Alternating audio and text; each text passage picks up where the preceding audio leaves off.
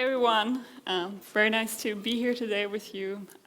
My name is Astrid and I come with this small title to set low expectations. Maybe before we talk about everything you need to know about UX research, I'm telling you a little bit about my journey and how I got here. So when I first started to study in Berlin at the University of the Arts, I had no idea what user experience research is. In fact, I didn't even know that that thing existed. And it was my own journey through internships, through doing my own design explorations, through studying in the US actually, that I got to know that field, which brought me eventually to my employer, which is Google. And there I had the chance to work in various UX and UX research roles over the last 10 years. And maybe that helps a little bit ground what I'm going to talk about today.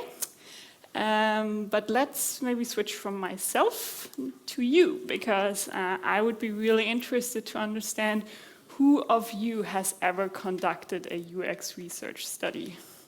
Can you raise your hands? Yeah, a few people, but not most of you. Second question, who of you has ever observed someone use technology, maybe your own product or feature you're working on, or just something in more broadly, and then based on that you made changes or you had a new idea? Nice. So the good news for you is you have done actually already UX research in an informal capacity. So if you like to, you could leave right now, because you know already more than you think. But you can also stay here and learn a little bit more if you want to. So any good topic, of course, you start with a shared definition. So I went back to our favorite online encyclopedia, Wikipedia, and I was like, what is actually written about my profession there? I'm quite curious. So, and I think I can land on this kind of shared definition, which is user research focuses on understanding user behaviors, needs, and motivations. This field of research aims of improving usability of products, services, or processes by incorporating experimental and observational research methods to guide the design, development, and refinement process of a product. So much about the theory. Let's unpack this maybe a little bit more with this talk and with a very practical perspective on it. Because in short, UXR believes that we focus on the user and really understand their unmet needs, their perspectives, their motivations, and you know what you need in order to build a successful product. This happens to be also the claim of my company, so you think shouldn't be that hard, right? But from my observation, and I work at that company which claims to have it all figured out, you cannot take this for granted, not at all. And when we discuss actually technology development and innovation, I think it's important to reflect, where does this innovation come from for us? And there's various angles that you can take. One being that you start in the lower right-hand corner here, left-hand corner, which is around a business model, right? You can have an idea for hey, I think this would be a cool idea. This could make good money on the internet, so let me invest into this idea of a business. Or you could say, well, I actually found out this new technical capability. Suddenly something is possible that wasn't before. Maybe I have this new API, or I'm able to do something that sets me up from the competition, so I should invest in that and build it, and I have a cool demo. Or you can take the third angle, which we have here on top, which is you can start by understanding human beings and understand what kind of things are hard for them at the moment. Where are no solutions yet? Or where are the workarounds overly complicated? And you start there.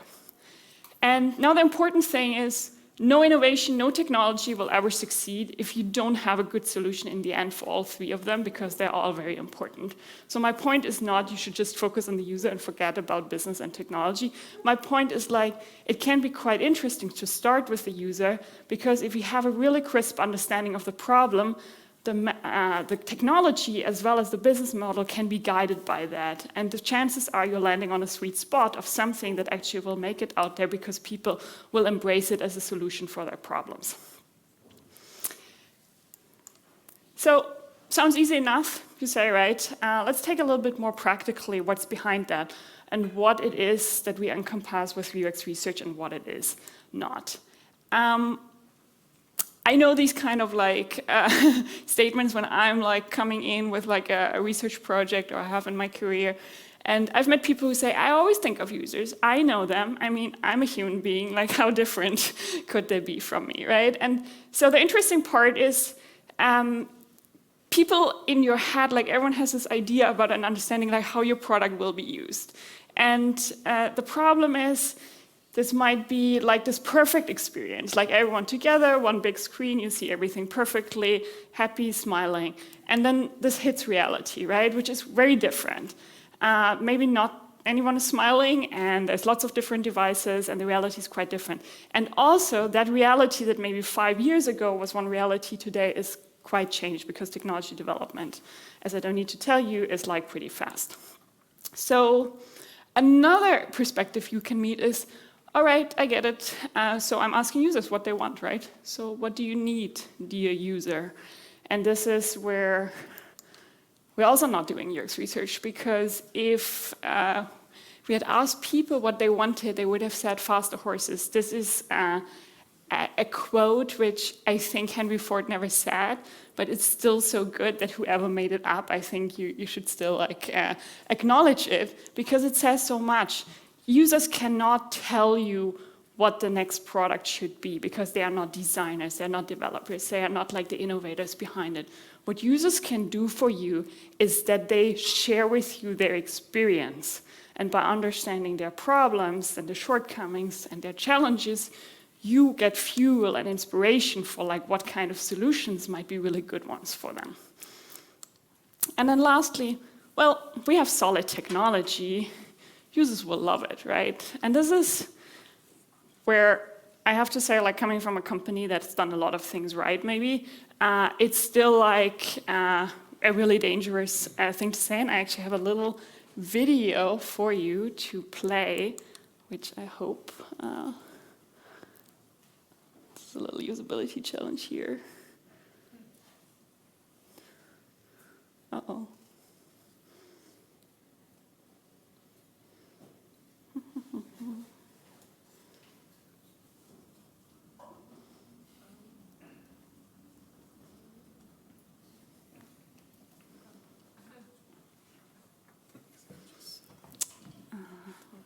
I just lost the speaker notes here.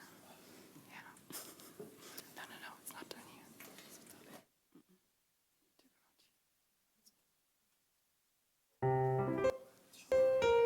Maybe das ist schon die Speaker notes.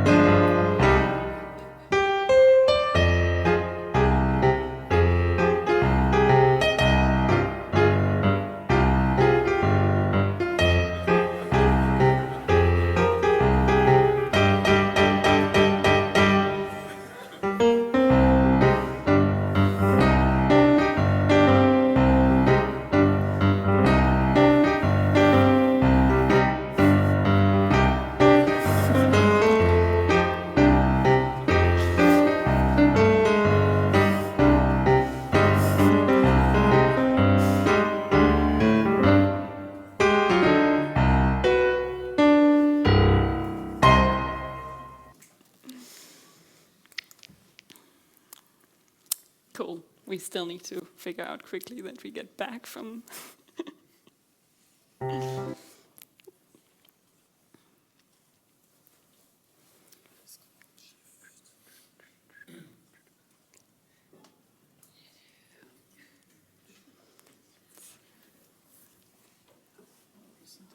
Wir müssen noch Präsentation, glaube ich.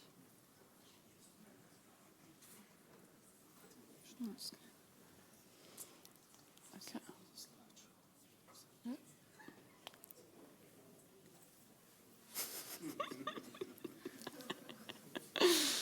And this is what we do a live usability test.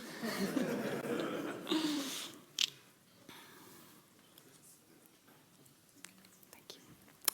All right. So, yeah, the video is basically also summarizing our profession in the fastest and most humorful way. What we just did as well in this video is that you observed a usability study. So this is what happens if you give your user a task and then you observe and you're playing the coworker phase and you're like trying to learn as much as possible, right? And now I would like to actually talk a little bit about methods, because methods are important. Usability studies is one method, and oftentimes it's like seen as a synonym for UX research, but it's not, right? There's a lot more than this. And I would actually like you to walk away knowing a few more of them. Here is a few more. And before we take a closer look at what all of these are and why they are in such a messy way here on the screen, I'm going to give you two helps for how to segment and think about methodologies. So the first way we can segment the way we think about our UX research methods is between attitudinal and behavioral. So attitudinal is about what people say and think. So it's basically their opinion. I like this, I dislike this. And behavioral, on the other hand, is basically when you observe people and you see, oh, okay, they have installed 30 apps on their phone. Families spend more time planning activities than actually doing the activities. Those are behaviors that people show, and you can just recognize them. So to put it in a nutshell, we can have on one hand side the attitude and the opinion, on the other side is the understanding of the behavior and what people are doing. So that's one. And the other one is we have such called quantitative and qualitative methods. Probably also something that's not completely new to you.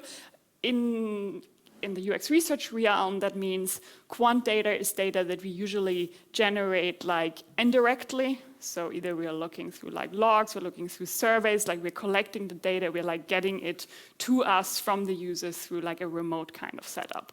And that allows for a larger sample size and scaling. We can statistically analyze the data, look at it, slice it, dice it, and understand a lot about preferences and actual behavior in the product.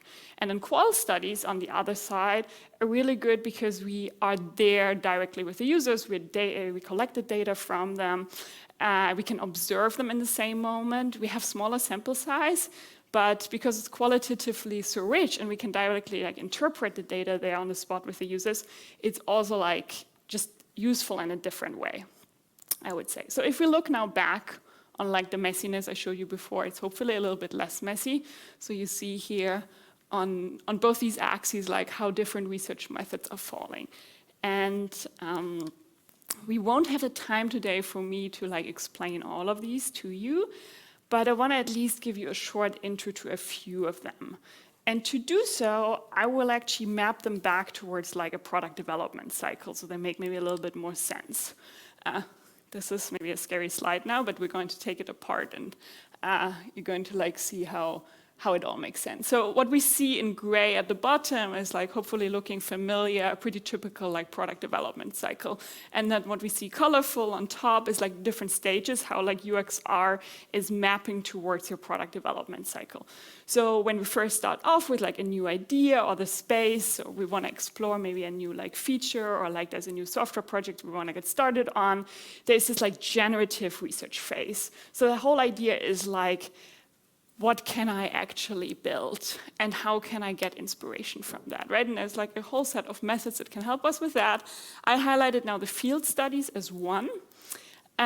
Field studies are, as the name suggests, that you go out there in the field, something we did a lot before Corona, and actually go into people's lives, you immerse yourself with them, you see how they're doing certain things, you maybe go on activities with them. You can also pair this up with other well-known research methods, such as having interviews with people. And you usually come back with just like a really rich data set of like so many things that you observed, like pain points people have, things they do like in an overcomplicated way maybe at the moment. And usually immediately you have ideas like for kind of prototypes you could build to like do quick fixes or like play around with some of the ideas you observed out there. And this brings us directly into like the second stage, which is like, well, now tactical design kind of research of like informing like how we're building something, right? And this is where the usability study, for example, that we already like looked at comes in. But there's also like a whole bunch of like other methods. For example, we have also like A/B tests that is like a nice like quant way of like going along with like usability tests being like a qualitative method that you usually apply with like 6 to 8 people, and it helps you to capture around like 80% of the issues. And yeah, gives like a really good like qual way of like iterating and making progress. And then once you have like a build, you put it out there and you can say like, well, now I'm dividing my users out there actually in like group A and B, and group A gets one version and group B gets another version. And then I'm seeing like how actually the behavior changes, like who is more successful, who's like completing tasks faster and so on and so forth. And then I can also take that back as like a data point for me to know like which version of this like product to move forward with. And then we're coming into the third stage, which is like, well, we're launching, and is there still like a need for UX research in that? Well, yes, of course there is, because we can help talk about like, did we succeed, right? Like there's a way of like measuring the user experience like in market. And again, several methods there. I'm going to talk about the diary study a little bit more. That's also actually a method that you could use earlier on in the process. What is nice about using it is that, as the name suggests, the user is like keeping a diary over time. So rather than spending like an hour with your user and observing them, you actually get the chance that you are having them for like several weeks, just like use the product, and over time, like their behavior might change with the product, like they find like new use cases and so on, then they report back to you like regularly. And so that kind of like longitudinal research is really nice to tell you like, hey, are we actually like reaching the kind of goals we had in the first place with this product? So much about methods, quick and dirty. Let's talk about like the process, because I want you to very practically, maybe you come back Monday morning, you're back at your work, you're like, I was at this conference last week, and there was one talk about UX research, and I thought it's something that we should actually try internally. But where do you start, right? Like most projects never start because the first step is not so clear or like hard to do. And so the good news is here, you don't even need to get up. Like you can literally sit at your desk and start with your first UX research study. Because what you need is really a research proposal in the beginning. And this one is just like open up a doc and literally write down what are your open questions. Because no research ever started without questions. If you don't have questions about your product, no need to do UX research. But chances are you don't know everything. And anything you could know or want to know from your users, you should write down in this moment. Once you have those like questions, the questions, because you will see like maybe it's how many, it's like why. Again, going back to the methods, this will tell you which method to actually pick. Is it a qualitative method? Is it a quant method? Is it behavioral? Is it attitudinal? And then once you have the method and your questions, you can write down what are the kind of like tasks and use cases, scenarios that your product can currently do. And you basically write kind of a script for users that you are like, if they could perform these kind of tasks and I could like observe them doing that, that's probably would help me to like answer those questions. All of this still sitting at your desk. Once you have that like solid proposal, and I encourage you, of course, to like share that and also like get feedback and just like see that maybe other people like feel that's a good idea as well. You need to get users, right? And this is where I would be super pragmatic. What you usually need is warm bodies, what I call this, right? Like any human will do. It's nice if they're as diverse as possible because you will learn more from like diverse set of users. But again, I think bias towards action, you can like make a UXR study like really complicated, or you can make it really simple. And in the beginning, I think simple wins. So just trying to like find people. If, of course, you have a business application that's like specific to a target group, you want people probably from that specific like segment. But otherwise, anyone will do. I recommend that it's not people you know personally because they will be biased. They might want to please you because it's your product and so on. So anyone who you don't know will actually do well, and they are willing to like sit down and spend the time to like test and try things with you. I also highly recommend then that you do a test session. So think about like anyone in the office, a colleague and so on, can like help you out and be like your test subject. That way you actually learn if the timing you're thinking, the questions you are asking, everything around the prototype logistics will actually work out. And this will give you so much more peace of mind, because in the next step you will run that whole study. And once the study is running, you will need to go with the flow. That's why the testing and pre-testing before is like so important. What's great is if you can invite other colleagues to come along. There is no replacement for observing users yourself. And then you can do debriefs as a team and see like, what did we learn from this session now? And if you then even have a capability to do changes on the prototype in between, you might end up walking out of this study with like 6 to 8 people in the end with a different product than you went into. This is called a right methodology. That's yet another one that we don't have time to cover today, but just to like give you inspiration that you can be like really engaged with your team and like make this really also like a shared activity to run UXR rather than you doing it in your corner by yourself. After you wrapped up your data collection, it's very important that you just take the time to like analyze your data and do it right away. Not a week later, right there. Because you will start forgetting. After the third user, you will confuse who's at what, and so on. So it's really important that you stick with your timeline. And then lastly, once you have analyzed the data and you answer the questions for yourself, it's important that you are not saying, okay, I'm done, but that you actually bring it out there, that you invite anyone who has anything to do with that project to like learn together with you, because it's half an hour, it's an hour, but it will be so valuable. And you put so much energy and work into this at that point that, trust me, you would want to also have other people like benefit from that and have this as much impact as possible. So much about a quick and dirty approach, how you can go just logistically about it. Let's talk a bit more practically about what makes good UX research, because this is something I'm like personally very invested into, because we all know the only statistics you can trust are the ones you falsified yourself. As someone who handles data and influences others' decision-making process, you will carry responsibility, like a lot, right? Like people will change product direction based on like what you're doing. So you need to just feel that responsibility sit with you. And you have plenty of opportunities to manipulate, to be honest. So this is why I'm going to tell you now a few like do's and don'ts that hopefully can make your data collection process and like reporting out as sound as possible, so you do a good job for like your product, feature, company, website. First of all, you're not the user is not you. We touched about this earlier already. It's very important that you really discern between those two things. That's why I'm discouraging you from asking questions such as like, how do you want this to behave? Or how would you design this? Because your job is to observe and understand from the user experience, not to ask them to present you with a solution. So instead, you could ask, what happened here? Why does that not work for you? What did you expect instead of happening?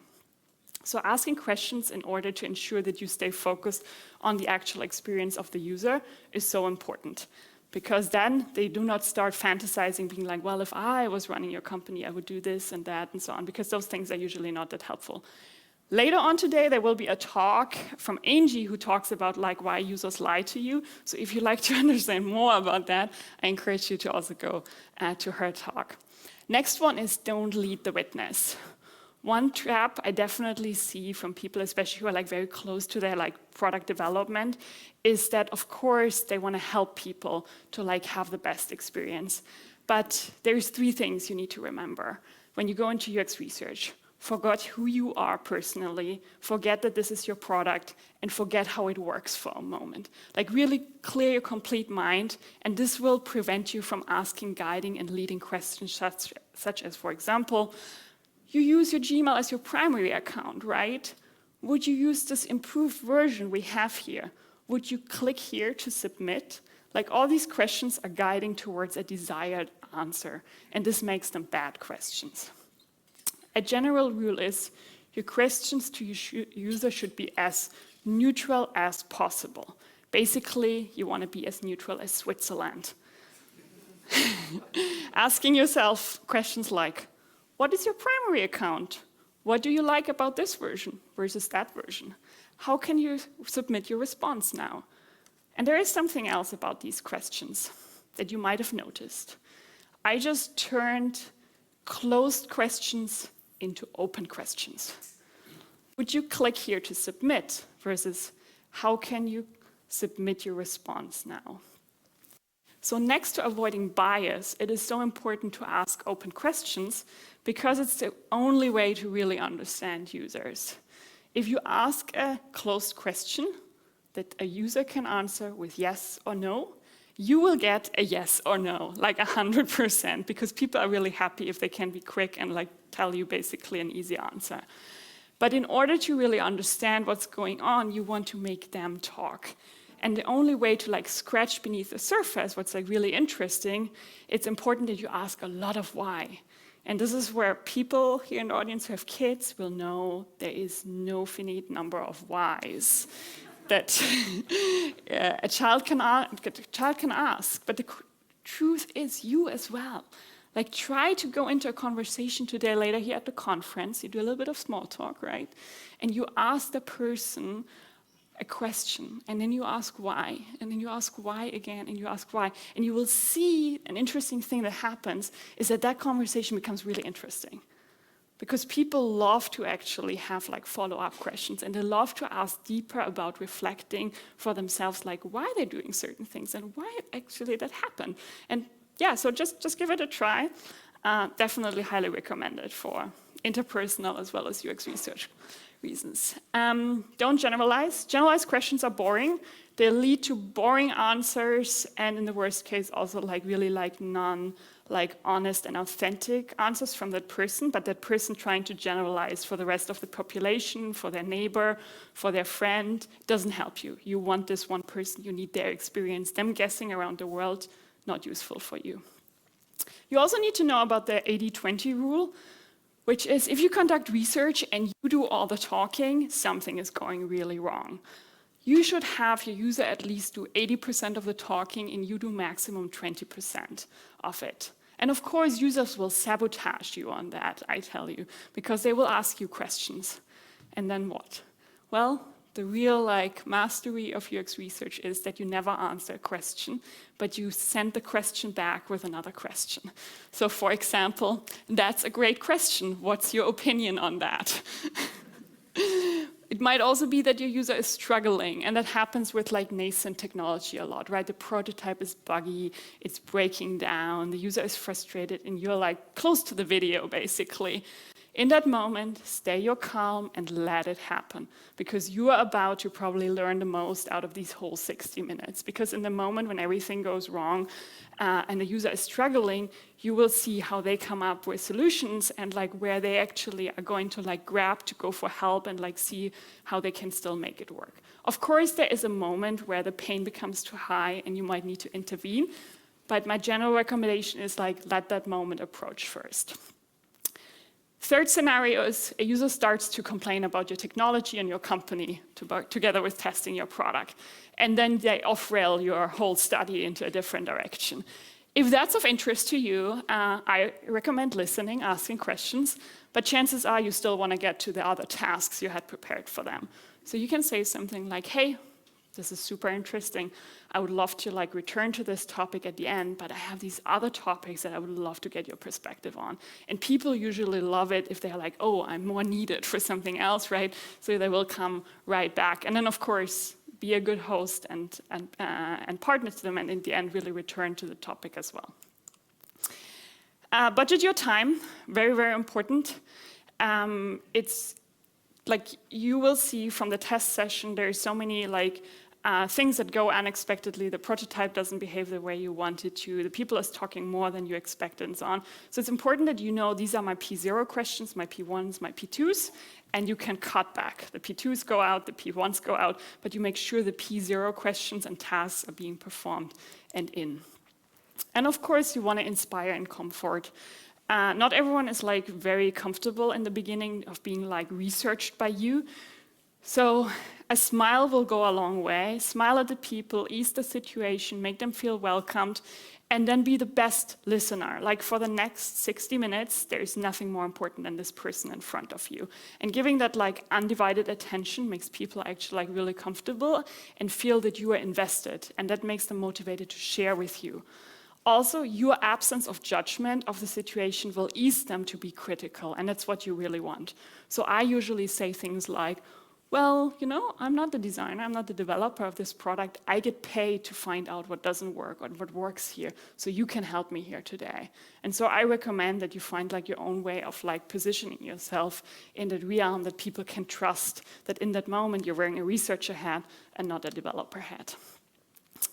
And so lastly, while you want to be fully immersed and like listening to your user, it is equally important that you have really effective mechanisms to capture everything that is going on in that moment. I mentioned that before, we start forgetting much earlier than we think. Notes are very important, maybe capturing or like video recording if that's an option, the situation. You want to have notes on things like body language. What did they say? What did they in that moment, was there an interesting quote for you? Was there like a facial expression? Oftentimes also like a timestamp, so at this time like there was something interesting, so later on if you have a recording you can go back to it. And capturing all these details is important because as said, you will be surprised how quickly your brain is like, after 8 sessions, like putting all these people into like one wild mix of observations and memories. And so, yeah, we have reached almost the end of this talk. I would like to take a moment just to recap, because I've thrown, I think, a lot at you. UXR is a useful skill to grow because it helps you to actually contextualize your internal opinions about your product, about the actual reality of users, and not by the wishful perspective of how it should be, but really by the honesty, like how the situation is out there for people. There are many methods, and they're good for different things. You can look up these methods. There's a lot of great books, obviously. There's a lot of this on the internet.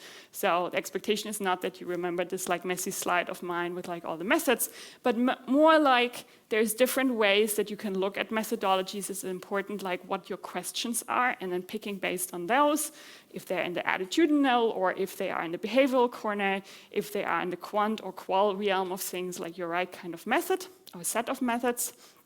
And I was able to hopefully tell you a little bit about like how to get started on Monday, quick and dirty, as well as like what makes good research good, and some of the best practices I hope you can adopt when you go out there. And yeah, I wish you a lot of fun doing your next research projects. And if there's any questions, I'm happy to take them now.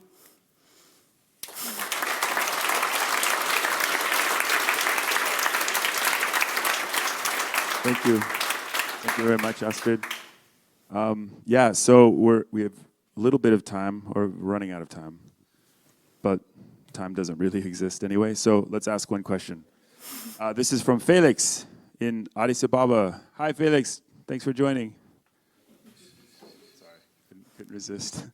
Okay, have you ever done all the research properly, got confidence to build the right thing, but after launch, you still get lots of negative feedback? What did you do? Yes. I think like this is, UX research is not your bulletproof vest. I think our job is in a way to predict and help guide that process so there is as little surprises as possible once launch comes around. So ideally, if that really happens, that basically everything looked just great and there was no issues, which you never have. I mean, that situation doesn't exist like in reality. And then suddenly it hits. My suspicion would be, I would probably ask what exactly happened, right? But maybe there is like things outside of the control, like maybe there was a policy change, things like all kinds of things can happen from the outside too to our product space that we do not have control about. But yeah, if I think there was a proper research process that led to that stage, and hopefully you're minimizing the threat for this to happen. But the final version that gets launched, the uncertainty of like the different devices, like all the things out there, like internationalization, whatnot. I mean, there's so many variables in the process that, yeah, you can never be sure, but I think you can limit the risk a lot by engaging the research along the process. Thank you.